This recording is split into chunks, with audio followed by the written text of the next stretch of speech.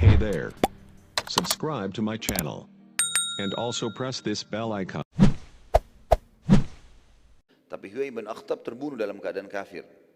Ini pimpinan suku Nadhir tadi. Kemudian Salam bin Mushkim dan juga Kinana bin Abi Huqaiq. 3 orang ini pimpinan Yahudi yang akhirnya, dan 4 orang maaf, dengan Hawdha bin Qais. 4 orang ini teman-teman sekalian pimpinan Yahudi sepakat. Kita gunakan momen kesempatan ini untuk memotivasi seluruh Yahudi dan juga memotivasi seluruh suku-suku Arab, terutama Quraisy dan Qatafan yang terkenal sangat besar sekali jumlah mereka. Karena Qatafan itu pada saat itu jumlah mereka bisa mencapai sekitar 10.000 atau 20.000 orang. Jumlah Quraisy juga di Mekah jumlahnya sekitar 20.000 orang. Lalu pasukan perangnya kita ambil 20%, 30% bisa sampai 3.000, 4.000 orang. Akhirnya teman-teman sekalian, mereka sepakat untuk mendatangi suku-suku ini, Quraisy dan Qatafan dan beberapa suku-suku Arab, dan juga Nadhir mengajak Qainuqa untuk menyerang Madinah. Dari sisi lain mereka mengatur juga strategi agar munafik yang masyhur, kalau antum masih ingat di perang Uhud, ada namanya Abu Amir Al-Fasiq. Orang ini yang sempat membuat lubang-lubang banyak di sekitar Uhud, lokasi perang Uhud, agar muslimin jatuh di dalamnya. Jadi dia buat lubang yang cukup dalam, kalau orang masuk susah untuk keluar, kemudian ditutup dengan pelapa-pelapa kurma gitu. Atau dengan pelapa kurma lalu ditaruh di atasnya tanah-tanah sehingga tidak kelihatan gitu. Dan Nabi SAW betul-betul jatuh pada saat itu di situ, di salah satu lubangnya Abu Amir Al-Fasiq. Abu Amir ini tadinya mau menobatkan diri menjadi raja Madinah dan didukung oleh orang-orang Yahudi, didukung oleh masyarakat Madinah. Tapi setelah penduduk Madinah masuk Islam, akhirnya mereka menobatkan Nabi SAW menjadi nabi dan raja. Abu Amir ini sakit hati, dia nggak mau masuk Islam, dia pergi ke negeri Syam. Dan di perang Uhud dia sempat kembali membantu Quraisy sambil membuat lubang-lubang itu. Sekarang di perang Khandak diajak ngomong lagi sama orang-orang Yahudi. Abu Amir ini ada di negeri Syam, disampaikan kalau kita akan serang Madinah. Maka dia pun ikut partisipasi sambil dia berkomunikasi dengan orang-orang munafik di dalam kota Madinah.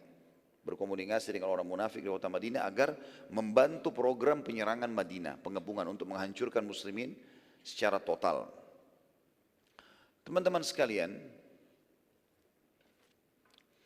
di dalam kota Madinah sendiri ada suku Yahudi yang ketiga yang masih tinggal di Madinah.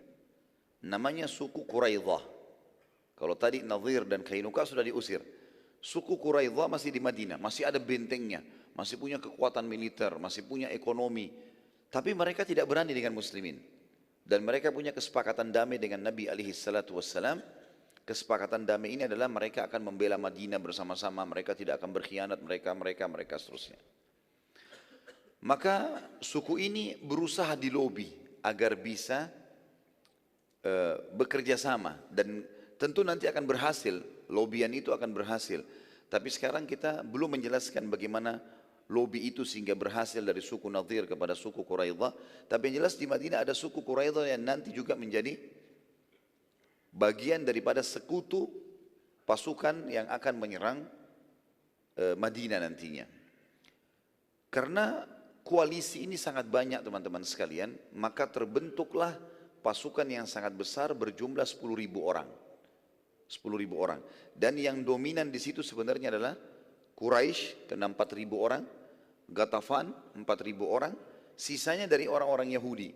Ya.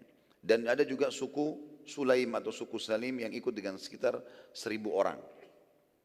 Jadi orang-orang Yahudi banyak yang memotivasi, tapi mereka yang paling sedikit jumlah personilnya. Kurang lebih 1.000 atau kurang dari 1.000 orang saja dari 2 suku Yahudi. Sisanya mereka bertahan di Khaybar. Pada saat itu teman-teman sekalian, terkumpul 10.000 orang ini dan sudah diatur sedemikian rupa agar mereka mengepung Madinah, masuk ke Madinah dan dibagi. Madinah akan dibagi sejumlah personil perang. Siapa yang paling banyak jumlahnya dia akan mendapatkan bagian paling besar dari Madinah. Kebun-kebun kurmahnya, musliminnya, muslimatnya, anak-anak muslim nanti dan seterusnya lah. Seperti itu strategi mereka. Dan ini sebuah pelajaran juga teman-teman sekalian kita harus ambil. Kalau setiap muslim itu pasti akan paham, harus paham. Kita akan melalui cobaan-cobaan dalam hidup kita. Ada cobaan-cobaan. Jadi jangan antum berpikir setelah kita menjadi orang yang beriman, istiqamah, lalu tidak ada cobaannya. Enggak, cobaan akan datang.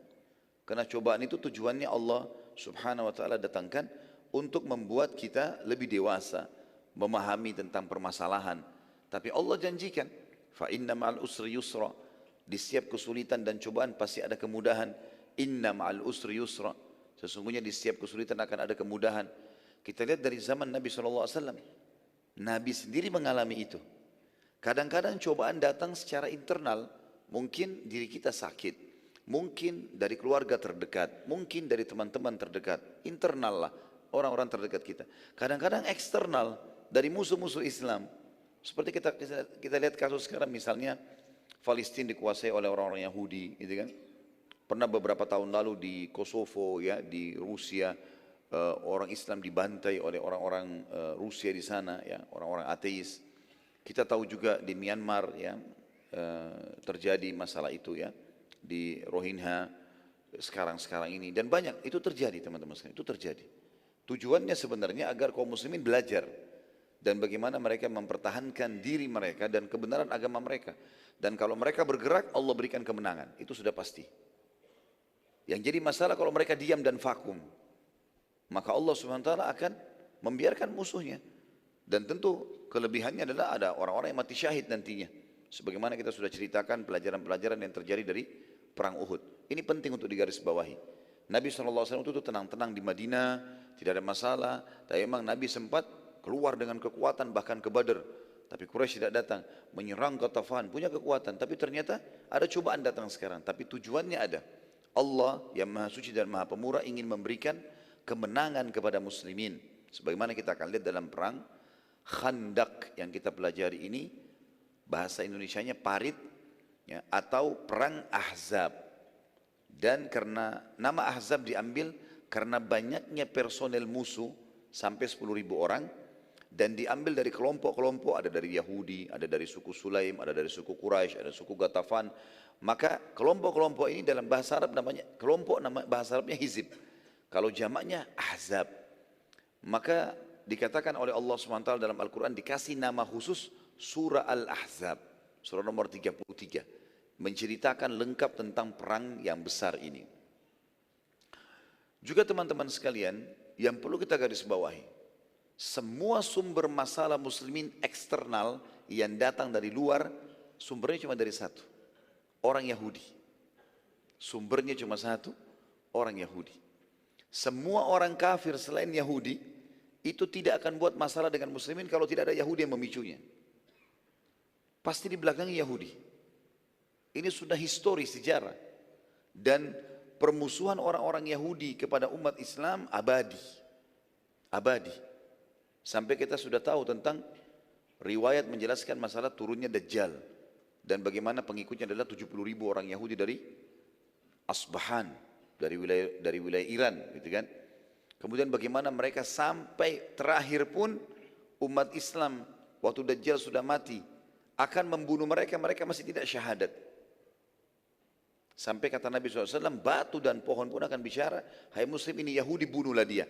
Perintah Allah bunuh Yahudi. Seperti itulah. Jadi memang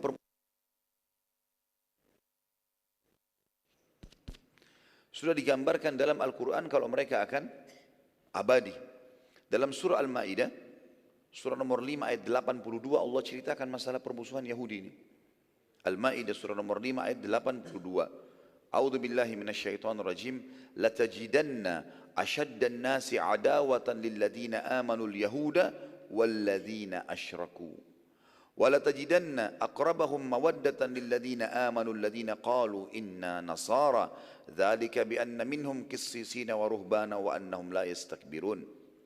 Sesungguhnya kalian akan dapati orang-orang yang paling keras permusuhannya, benci sekali dengan Islam terhadap orang-orang beriman ialah orang-orang Yahudi dan orang-orang musyrik. Penyembah-penyembah berhala datang setelahnya, ya. Semua penyembah patung datang setelah Yahudi membenci.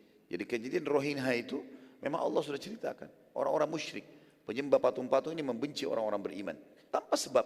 Ya, tanpa sebab. Mereka membenci begitu saja tanpa mempelajari Islam, tanpa mencari tahu.